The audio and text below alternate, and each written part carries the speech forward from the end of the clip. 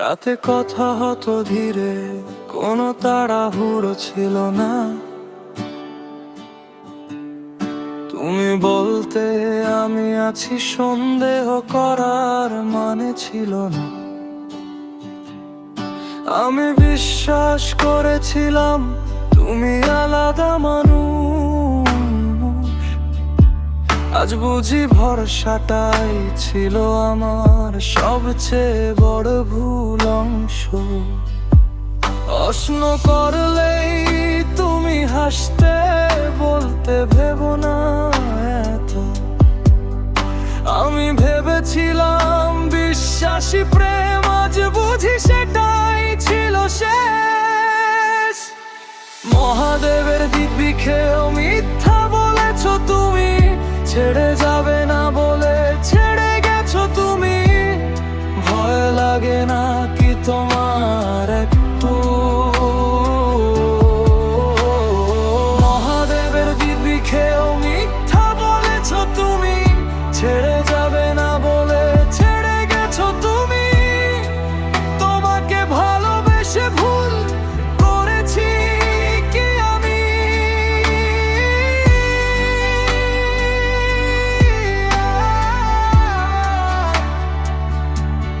হয়তো হোক কাটছাট real talk।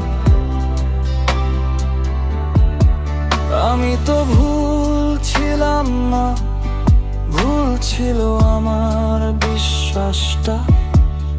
তুমি দিব্যি খেয়ে বলেছিলে, আমি আর কিছু জানতে চাইনি। ভুল হলে বললেই হতো, ছেড়ে যেতে চাইলেও বলতে পারতে। কিন্তু তুমি ঈশ্বরের নাম নিয়ে মিথ্যেটাকেই নিরাপদ করেছিলে। চলে যাওয়ার দিনটাও স্বাভাবিক ছিল, কোনো ঝগড়া কোনো চিৎকার না। শুধু ধীরে ধীরে কথাগুলো কমে গেল, আর আমি নিজেকে বোঝাতে লাগলাম সব ঠিক আছে না।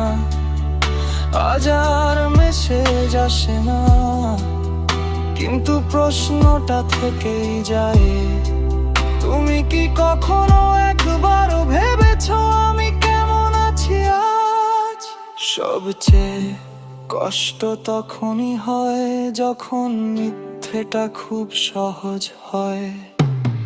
মহাদেবের দিব্যি খেয়ে মিথ্যা বলেছ তুমি, ছেড়ে যাবে না বলে ছেড়ে গেছো তুমি। ভয় লাগে না কি তোমার একটু? মহাদেবের দিব্যি খেয়েও মিথ্যা বলেছ তুমি, ছেড়ে যাবে না বলে ছেড়ে গেছো তুমি। তোমাকে ভালোবেসে ভুল করেছি কি আমি?